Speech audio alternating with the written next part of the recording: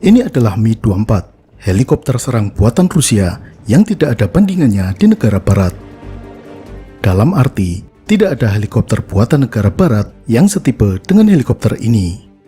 Selain memiliki kemampuan serang darat dengan berbagai persenjataan, helikopter ini juga memiliki kemampuan angkut pasukan. Fungsinya mirip seperti IFV atau Infantry Fighting Vehicle di darat, namun dalam bentuk helikopter. Karena mampu mengangkut pasukan, ukuran Mi-24 lebih besar dibandingkan dengan helikopter serang lain, misalnya Apache, Cobra, Eurocopter Tiger, Royvalk, dan lain-lain. Dalam video ini, kita akan membahas tentang helikopter Mi-24 atau varian ekspornya Mi-35. Latar belakang pengembangan Mi-24 dimulai pada dekade 60-an. Pada masa itu, diperkirakan tren ke depan adalah meningkatnya mobilitas medan tempur, sehingga dibutuhkan kendaraan pendukung infanteri yang mampu memberikan bantuan tembakan udara sekaligus memiliki kemampuan angkut personil. Mikhail Leontovich-Mil, seorang aerospace engineer yang merupakan perancang pesawat di Uni Soviet, mengajukan desain helikopter yang memiliki kemampuan tersebut. Desain itu diajukan ke pimpinan Angkatan Bersenjata Soviet. Meskipun ide tersebut mendapat dukungan dari banyak ahli strategi militer, namun ada beberapa perwira militer senior yang menolaknya. Mereka masih lebih percaya dengan bentuk alutsista yang sudah ada. Pada Perang Vietnam, Amerika menggunakan UH-1 sebagai helikopter gunship dan mengembangkan helikopter serang AH-1 Cobra. Penggunaan helikopter gunship dan serang ini sangat membantu pasukan infanteri di darat. Kesuksesan penggunaan helikopter di Vietnam memperkuat dukungan bagi ide Mikhail Mil di Uni Soviet. Maka, Uni Soviet mulai melakukan program pengembangan helikopter yang nantinya menjadi Mi-24.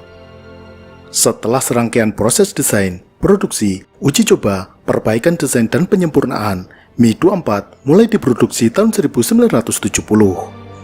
Pada tahun 1971, helikopter ini mendapatkan status Initial Operating Capability. Dan tahun 1972 resmi digunakan oleh Angkatan Bersenjata Soviet. Pada tahun 1972 tersebut, menyusul digunakannya Mi-24, Uni Soviet mengembangkan helikopter serang dengan ukuran lebih kecil dan manuver yang lebih lincah. Ini didapat dengan mengurangi kapasitas atau menghilangkan kemampuan angkut personel. Hasilnya adalah helikopter Mi-28 dan Kamov K-50. Tapi, kita tidak akan bahas kedua helikopter tersebut di sini. Di Uni Soviet, Mi-24 memiliki beberapa julukan. Pilot-pilot Soviet menyebutnya sebagai Letayoshi Tank atau tank terbang. Julukan lainnya adalah krokodil atau krokodil yang berarti buaya. Ini karena corak cat kamuflase pada Mi-24. Julukan lainnya adalah Galia dan Galina. Selain digunakan oleh Uni Soviet dan sekarang Rusia, Mi-24 juga diekspor ke negara lain. Ada sekitar 58 negara pengguna Mi-24, termasuk Indonesia. Varian untuk ekspor diberi nama Mi-35. Baik Mi-24 maupun Mi-35 terus mengalami pengembangan dan modifikasi, sehingga banyak sekali varian-varian dari helikopter ini. Varian pertama adalah Mi-24 tanpa embel-embel huruf di belakangnya. Ini adalah serial produksi pertama dari Mi-24. Bentuk helikopter ini masih sederhana dengan kokpit dari kaca datar. Mi-24 varian pertama dipersenjatai dengan senapan mesin kaliber 12,7 mm di bagian hidung, pot peluncur roket kaliber 57 mm, dan peluncur rudal anti-tank 9M17. Setelah Mi-24, bermunculan varian-varian lainnya, di antaranya Mi-24A, Mi-24B, Mi-24D, E, U, V, P, VU, VD, Mi-35, Mi-35M, 35B, 35U, dan lain-lain. Yang akan kita bahas adalah varian Mi-24P dan Mi-35P. Karena varian Mi-35P adalah varian yang digunakan oleh TNI Angkatan Darat. Mi-24P dan Mi-35P merupakan varian gunship dengan persenjataan berupa kanon otomatis Gryazev-Sipunov GSH-32K yang terpasang tetap di sisi kanan. Ini berarti kanon ini tidak bisa digerak-gerakkan. Untuk mengarahkan tembakan, harus menggerakkan keseluruhan badan helikopter. Senjata berlaras ganda ini dibekali dengan amunisi sebanyak 250 butir. Namun, varian Mi-35 upgrade juga tetap menggunakan nama Mi-35, tetapi persenjataan yang digunakannya berbeda. Varian upgrade ini menggunakan kanun ganda GSH-23L kaliber 23 mm yang terpasang di hidung helikopter. Laras senjata ini dapat digerak-gerakkan. Persenjataan lain dari Mi-24P atau Mi-35P ditempatkan pada pilon di bawah sayap. Ada beberapa pilihan senjata yang dapat dipasang. Pada masing-masing sayap terdapat 3 titik pemasangan senjata, yakni 2 hardpoint di bawah sayap dan 1 pilon di ujung sayap. Hardpoint paling dalam yang paling dekat dengan bodi helikopter mampu dipasangi beban 500 kg. Hardpoint luar bisa dipasangi beban atau senjata hingga 250 kg. Dan bagian ujung sayap bisa dipasangi rudal anti-tank semisal 9M17 Vieta atau 9M120 Ataka. Senjata standarnya adalah peluncur roket S8 kaliber 80 mm. Peluncur roket yang digunakan Mi-35P TNI AD adalah peluncur B8V20 dengan 20 tabung peluncur di dalamnya. Roket S8 merupakan roket unguided atau tidak berpemandu, sehingga untuk dapat mengenai sasaran, penembakan roket harus dibidik secara akurat. Roket S8 mampu menjangkau jarak hingga 4 km. Roket ini juga tersedia dalam berbagai varian hulu ledak. Selain roket S8, Mi-35P di Indonesia juga kadang dipasangi peluncur roket FFAR, roket kaliber 70 mm yang sudah dapat diproduksi oleh PT Dirgantara Indonesia. Untuk dapat menembak tank secara akurat, Mi-35 dapat juga membawa beberapa jenis rudal anti-tank. Yang dipasang pada Mi-35P penerbat adalah M120 Ataka alias AT-9 Spiral. Rudal ini menggunakan sistem pemandu seklos melalui gelombang radio. Selama penembakan, penembak terus mengarahkan bidikan ke target. Jangkauan maksimal rudal ini mencapai 6 km. Selain dipasangi senjata, hardpoint pada sayap dapat juga dipasangi dengan tangki bahan bakar eksternal. Sayap ini selain untuk mencantelkan senjata pada kecepatan tinggi juga memberikan daya angkat. Dalam kecepatan penuh, sayap ini mampu menyumbang 1/4 gaya angkat helikopter. Persenjataan yang dibawa helikopter ini didukung dengan perangkat sensor untuk membidik dan mengarahkan senjata. Sensor terletak di bagian bawah depan. Ada 2 di bagian kanan dan kiri. Sensor di sebelah kanan adalah forward looking infrared atau FLIR dan sensor low light television atau LLTV.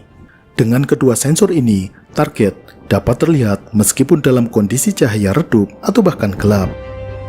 Saat tidak digunakan, kaca FLIR dan LLTV ini ditutup dengan tutup pelindung dari logam. Di sebelah kiri adalah radar director unit yang digunakan untuk memandu rudal anti-tank. Helikopter ini memiliki 2 tempat duduk di kokpitnya. Pilot yang menerbangkan helikopter duduk di kursi belakang.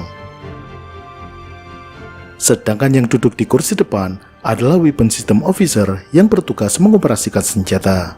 Kadang terdapat juga 1 orang teknisi di ruang belakang. Berbeda dengan helikopter serang lainnya, Mi-24 atau Mi-35 memiliki kompartemen atau kabin di bagian belakang. Kabin ini mampu dimuati 8 personil pasukan bersenjata lengkap. Jika digunakan untuk evakuasi medis, dapat membawa 4 tandu dan pasien dalam posisi berbaring. Untuk melindungi kru dan penumpang helikopter, Mi-24 memiliki armor di bawah dan sekeliling pilot serta kabin penumpang. Armor ini diklaim mampu menahan tembakan peluru kaliber 12,7 mm. Tangki bahan bakar terdapat di beberapa bagian, di antaranya di bagian bawah dan samping helikopter. Karena rawan terkena tembakan, tangki ini memiliki fitur self-sealing. Jika berlubang karena tertembak, tangki bisa menutup sendiri kebocorannya. Bagian yang rawan seperti baling-baling juga dibuat tahan tembakan. Mi-24 memiliki 5 bilah baling-baling utama. Baling-baling ini terbuat dari komposit yang terdiri dari fiberglass dan titanium. Namun, meskipun tahan terhadap tembakan proyektil, beda cerita jika diserang dengan rudal anti pesawat. Selama operasi militer Uni Soviet di Afghanistan, lebih dari 200 Mi-24 Uni Soviet berhasil dijatuhkan oleh pejuang Afghanistan dengan rudal Stinger yang diberikan oleh Amerika Serikat. Untuk itu, saat ini Mi-24 dilengkapi dengan berbagai perangkat untuk meminimalisir bahaya rudal, terutama rudal pencari panas. Untuk mengecoh rudal, di kedua sisi pesawat terdapat pelontar flare. Pada masing-masing sisi, terdapat 3 flare dispenser yang isi totalnya adalah 96. Jika dibutuhkan, jumlah ini bisa ditambah. Untuk membingungkan sensor inframerah rudal, di bagian atas dekat baling-baling, terdapat infrared suppression unit. Perangkat ini memancarkan radiasi inframerah untuk membombardir sensor inframerah rudal musuh. Untuk rudal yang dikendalikan radar, terdapat antena radar warning receiver.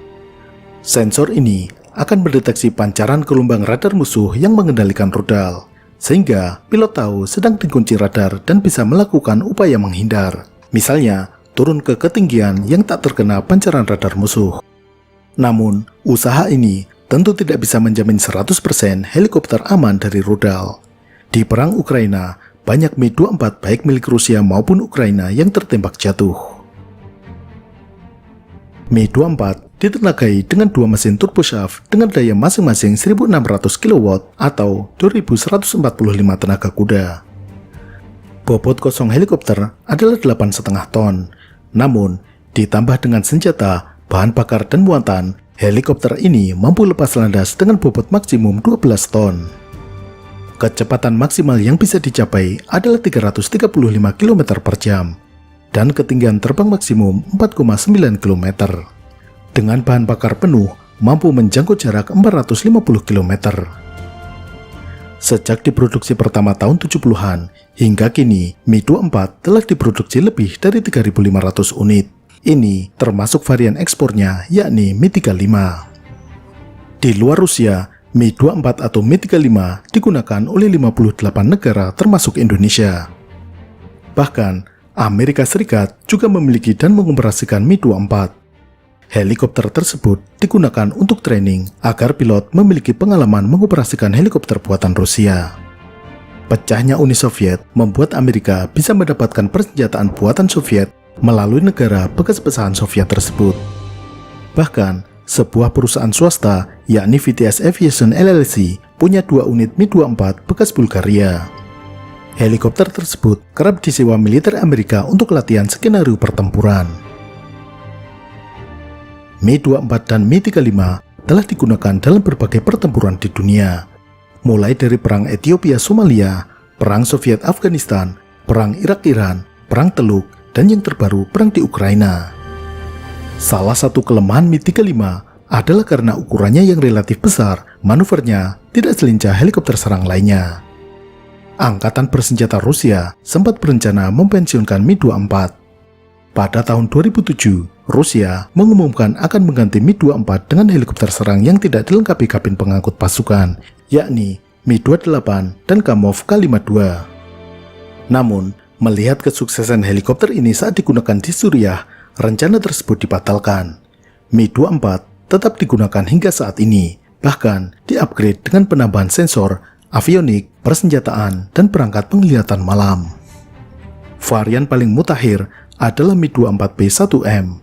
Varian ini dilengkapi dengan sistem autopilot, upgrade power supply, serta perangkat navigasi dan penanda target OPS-24N1L. Ada juga opsi pemasangan radar AESA. Sampai jumpa.